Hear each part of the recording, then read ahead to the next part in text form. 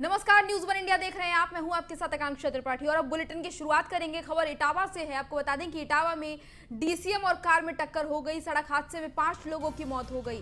सैफई थाना क्षेत्र के मैनपुरी मार्ग का ये पूरा मामला है, जहां पर हादसा हुआ है और इस हादसे में 5 लोगों की जान चली गई है। सड़क हादसे में 5 लोगों की मौत हो गई है। कार और डीसीएम में टक्कर हो गई थी, जिसके बाद ये 5 लोगों की इसमें मौत हो गई है। आपको बता दें कि सैफई थाना क्षेत्र के मैनपुरी मार्ग पर यह हादसा हुआ, जहां पर 5 लोगों की एक्सीडेंट में मौत हो गई। डीसीएम और कार में भयानक टक्कर हो गई थी। टक्कर के बाद ये जो हादसा है वो हुआ। इटावा का पूरा ये मामला सैफई थाना क्षेत्र के मैनपुरी मार्ग पर यह हादसा हुआ।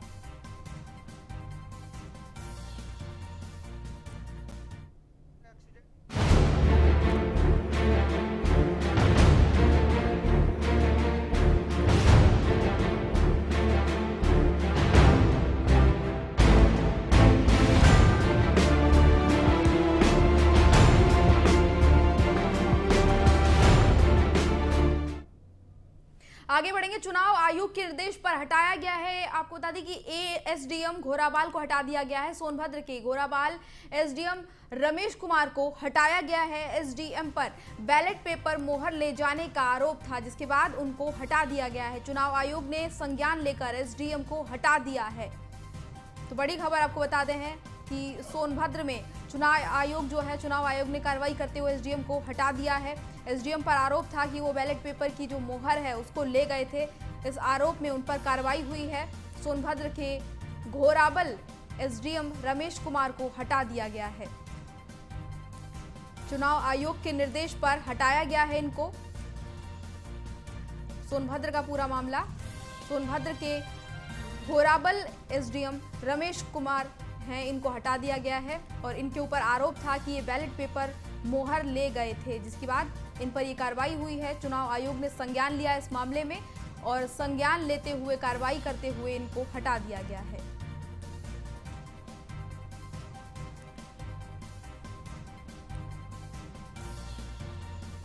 आपको बता दें कि सोनभद्र के घोराबल के एसडीएम रमेश कुमार, जिन पर यह कार्रवाई हुई है, चुनाव आयोग ने कार्रवाई की और मामले को संज्ञान में लेते हुए इनको हटा दिया गया है।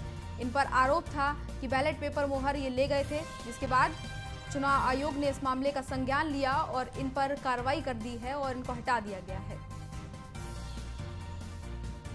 रमेश कुमार एसडीएम का नाम है, जिन पर यह चुनाव आयोग की कार्रवाई की गई है। पूरा मामला आपको बता दें कि सोनभद्र के घोराबल का है, जहां पर एसडीएम के ऊपर चुनाव आयोग ने कार्रवाई की है। चुनाव आयोग के निर्देश के बाद एसडीएम घोराबल को हटा दिया गया है।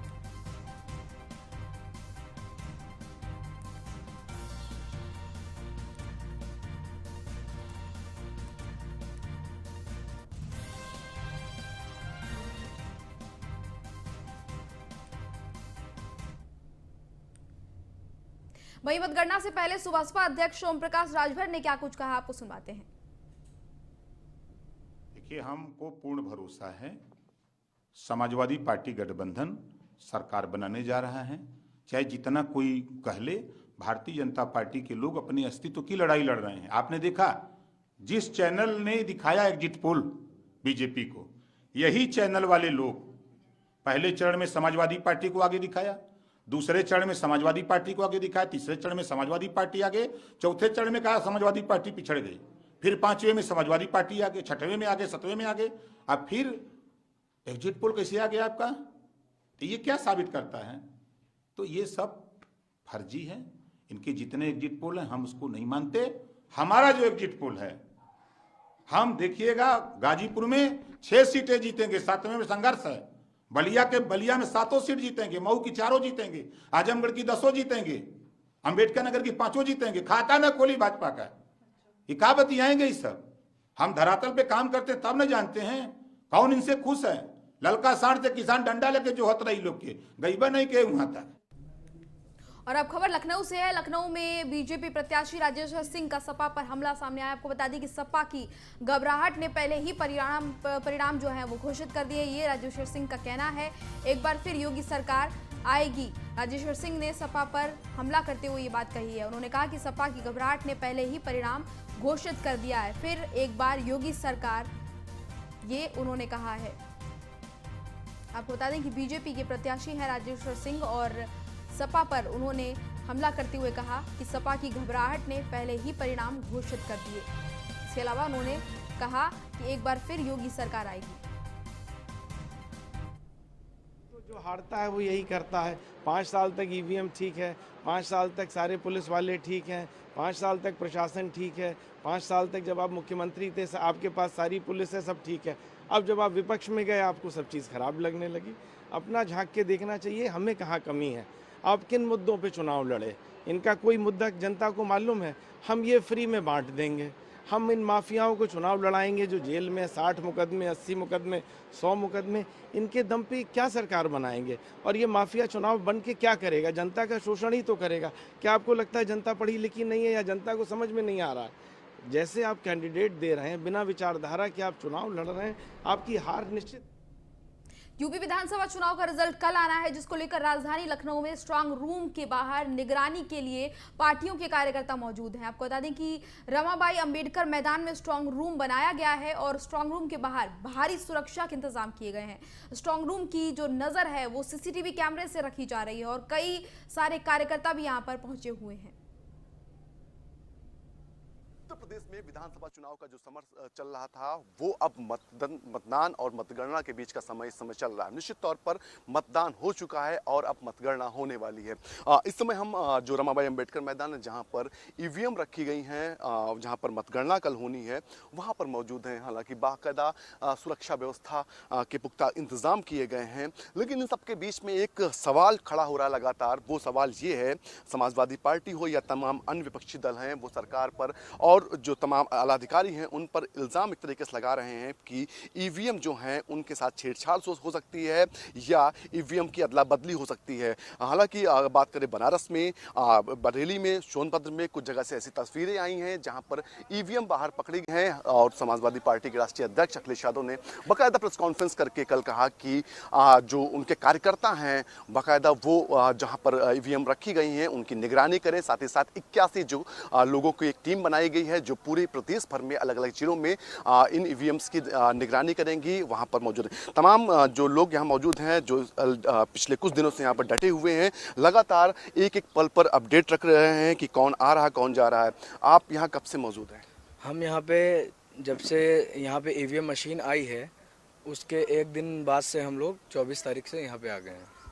किस तरह के निर्देश पार्टी की ओर से या आपने जो आपके प्रत्याशी उनकी ओर से दिए गए? नहीं, जो राष्ट्रीय अध्यक्ष जी का निर्देश रहा तो हम लोग उसका पालन करते हुए हमारी प्रत्याशी पूजा शुक्ला जी 172 उत्तर विधानसभा से हम लोग को ये आदेश मिला कि हम लोग को यहाँ निगरानी करनी है।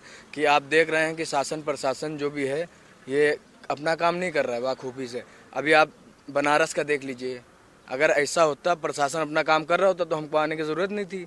अब आप ये देख लीजिए, ये सारे प्रत्याशी अपना अपना कैंप लगाए बैठे हैं। अगर यहाँ पे प्रशासन अपनी शक्ति बाखूबी निभा रहा होता, अपना काम अंजाम दे रहा होता तो हम लोग को आने की ज़रूरत नहीं थी।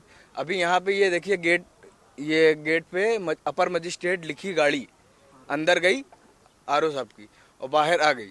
और उसमें जब समाजवादी पार्टी के जितने भी यहाँ पे पद अधिकारी कार्यकर्ता जितने भी मौजूद हैं सबने वहाँ पे जाके तलाशी ली तो उस गाड़ी में एक हथौड़ी बरामद हुई, पेचकस, पिलास, रेती। ये सब किस लिए आए थे बताइए आप। और यहाँ पे हम लोग कल शाम से यहाँ पे डटे हैं सारे सिपाही। और यहाँ पे कल शाम को बहुत भीड़ थी, सब लोग आए थे, अब चले गए हैं। अभी भी सब बैठे हैं सारे, मतलब हर प्रत्याशी के लोग यहाँ पे बैठे हैं। ये सामने 171 पश्चिम विधानसभा का वो जो लाइव फुटेज चल रहा है अंदर स्ट्रांग रूम का, ये बार बार बंद हो रहा, कम से कम 8 बार बंद हुआ। तो हम लोग ने इस पर शिकायत भी दर्ज की। जो यहाँ पे बैठे हैं, जो ऑपरेटर उसको देख रहे थे, उन्होंने भी मतलब वो करा और हम लोग ने टाइम नोट करा है जब बंद हुआ है। अभी जब हमारे प्रत्याशी यहाँ पर आएंगे तो हम वो वीडियो और वो जो हमने नोट करा है डायरी में वो सब उनको दिखाएंगे। और सुबह एसडीएम साहब आए यहाँ पे विजिट करने, हम लोग ने अपनी शिकायत उनसे भी बताई, उन्होंने डीएम साहब से भी बात करी और हम लोग को मतलब ये आश्वासन दिलाया कि यहाँ पे हम मतलब इसको आगे चेक कराएंगे। और ये हो रहा था कि कैमरे बंद करके सारे फिर से ऑन करे जाएं तो हम लोग ने मना कर दिया। हम लोग रहेंगे, सारे कैमरे नहीं बंद होंगे। जब यहाँ पे प्रत्याशी आ जाएगा, प्रत्याशी स्ट्रांग रूम के बाहर जाएगा, जब निगरानी करेगा, जब आप अपने कैमरे बंद कर लीजिएगा, फिर चालू कर दीजिएगा। बिल्कुल। और लोग, कुछ लोग हैं, किस तरह का शेड्यूल बनाया गया है कि रात में कौन रहेगा, कितने लोग दिन में रहेंगे? हम लोगों की पूरी एक टीम है जो कि पूरी तरीके से मुस्तैद है। अब हम लोग काफ़ी दिन से आ रहे हैं, रात में अगर रुक रहे हैं तो सुबह चले जा रहे हैं, अगर शाम को आ रहे हैं तो सुबह जा रहे हैं, अगर सुबह आ रहे हैं तो शाम को जा रहे हैं। कुल मिला के हम लोग पूरी तरीके से निगरानी रखे हुए हैं, हर तरीके से निगरानी रखे हुए हैं और बहुत टाइट तरीके से। निश्चित तौर पर वो तमाम लोग हैं जो स्ट्रांग रूम के बाहर मुस्तैद हैं, तब से मुस्तैद हैं जब से चुनावी जो यहाँ पर वोटिंग हुई थी, उसके बाद से जब ईवीएम यहाँ पर आई थी, और पल पल पर निगाह बनाए हुए हैं कि आखिर यहाँ पर कौन आ रहा है और कौन जा रहा है। शिकायतें भी दर्ज हो रही हैं कि कभी जो इस कैमरा, सीसीटीवी कैमरा है, जो मॉनिटरिंग सिस्टम है, वो फेल हो रहा है। ऐसे में शिकायत भी दर्ज कराई जाए। निश्चित तौर पर एक बड़ा मुद्दा समाजवादी पार्टी ने उठाया है, सरकार पर बड़े आरोप लगाए हैं, साथ ही साथ जो जिम्मेदार लोग हैं उन पर भी आरोप लगाए हैं। लखनऊ से न्यूज़ इंडिया के लिए अश्विनी कुमार, सहयोगी अमित साहनी के साथ। प्रयागराज में बिना चेक किए फायर ब्रिगेड की गाड़ी जाने को लेकर समाजवादी पार्टी के कार्यकर्ताओं ने जमकर हंगामा काटा।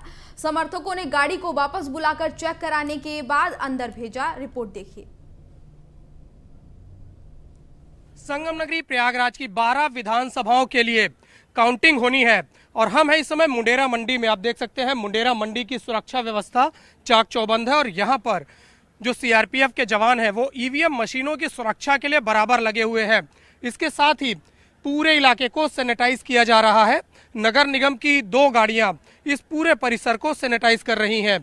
संगम नगरी प्रयागराज की सबसे ज़्यादा विधानसभाओं वाला क्षेत्र है, जिसके बाबत यहाँ पर सुरक्षा के चाक चौबंद व्यवस्थाएं की गई हैं।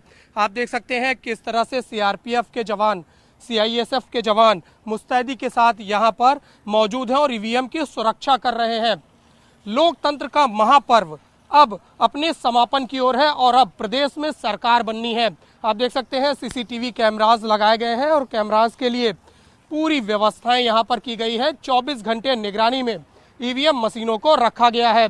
चूँकि यहाँ पर जो चुनाव हुए थे वो 27 फरवरी को हुए थे और अब मतगणना 10 मार्च को होनी है।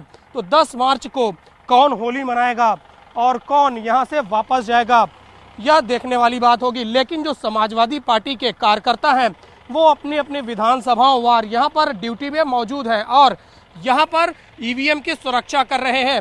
जो प्रत्याशी हैं और प्रत्याशियों के समर्थक हैं वह यहाँ पर बराबर अपनी ड्यूटी पर लगे हुए हैं और ईवीएम की सुरक्षा कर रहे हैं। समाजवादी पार्टी ने अब आरोप लगाया है कि यहाँ पर जो ईवीएम मशीनें हैं उन्हें हटाकर दूसरी मशीनें रखी जा रही हैं, इसलिए वह 24 घंटे यहाँ पर सुरक्षा व्यवस्था कर रहे हैं। जिस तरह से संगम नगरी प्रयागराज की 12 विधानसभाओं में इस तरह की ड्यूटी लगाई गई है वो देखने वाली बात है।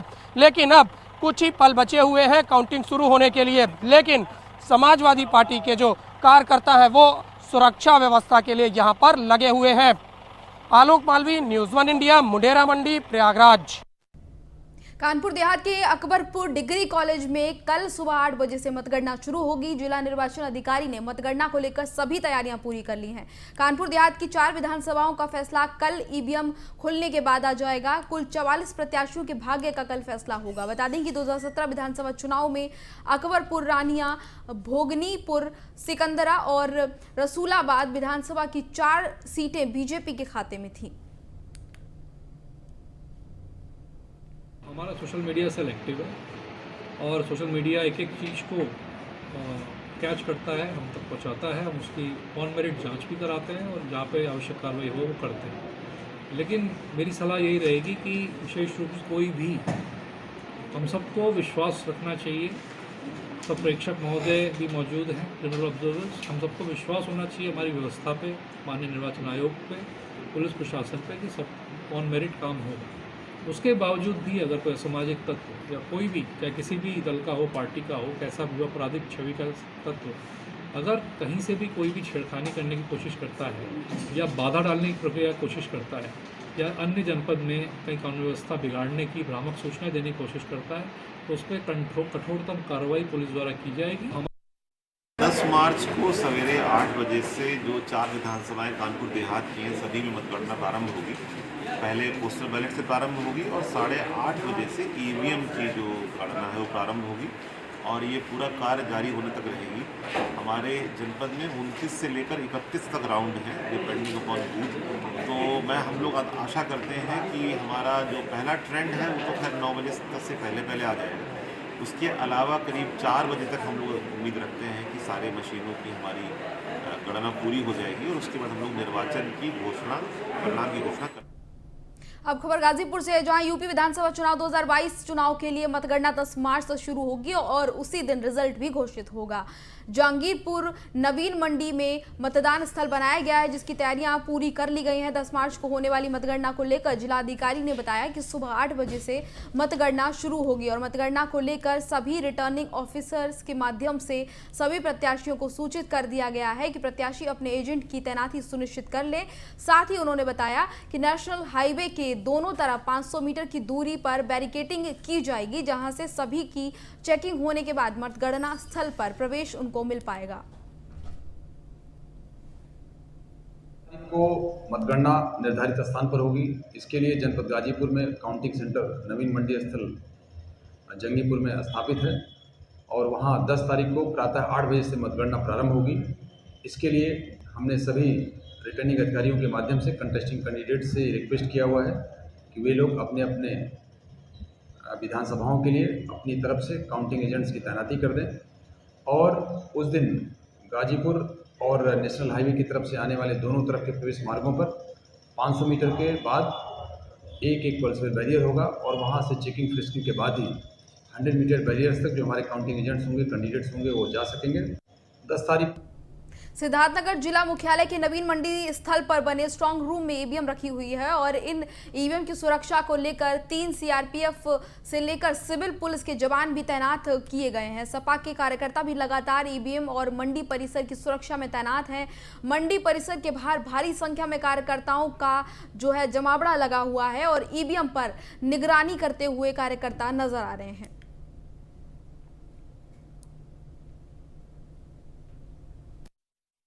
कल यानी 10 मार्च को उत्तर प्रदेश में वोटों की मतगणना होनी है, जिसको लेकर कई जगह से ईवीएम के बवाल सामने आ रहे हैं। तो कहीं ईवीएम चोरी की तो कहीं अलग अलग तरह की घटना हो रही है। इस वक्त हम मौजूद हैं सिद्धार्थनगर जिले के सब्जी मंडी, जहां स्ट्रांग रूम बनाया गया है। अब मेरे पीछे की तस्वीर देखिए, यहाँ प्रशासन पूरी तरह से मुस्तैद है और यहाँ भारी मात्रा में फोर्सेज लगाए हैं ताकि किसी भी तरह की कोई दिक्कत ना हो।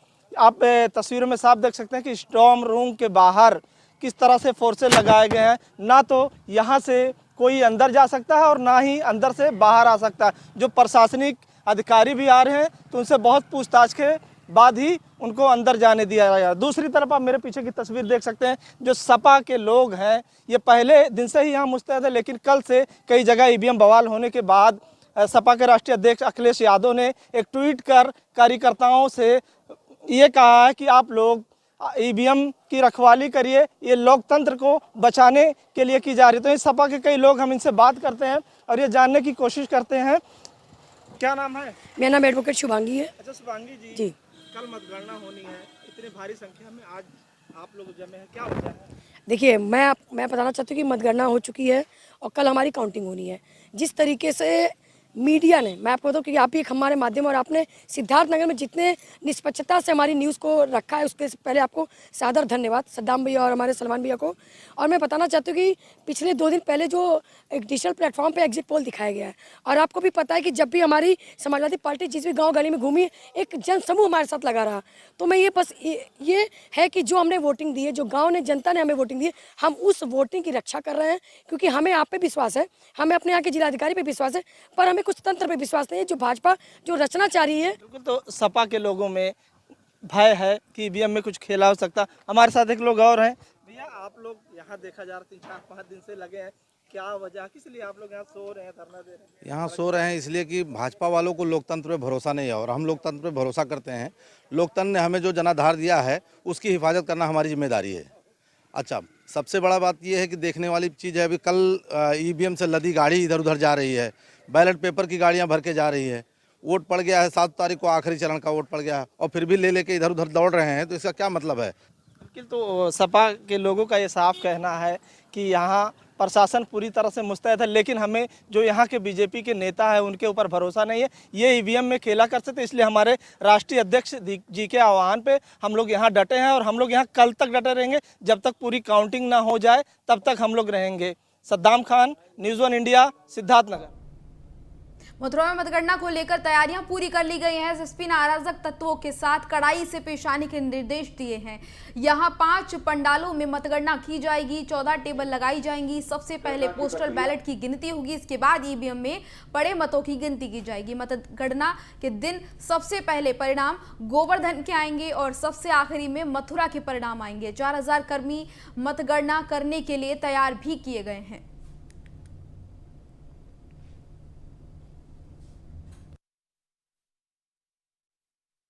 देखिए, उत्तर प्रदेश विधानसभा चुनाव 2022 के लिए कल 10 मार्च को जनपद मथुरा की 5 विधानसभा की मतगणना की प्रक्रिया यहाँ मंडी परिसर में संपन्न होनी है।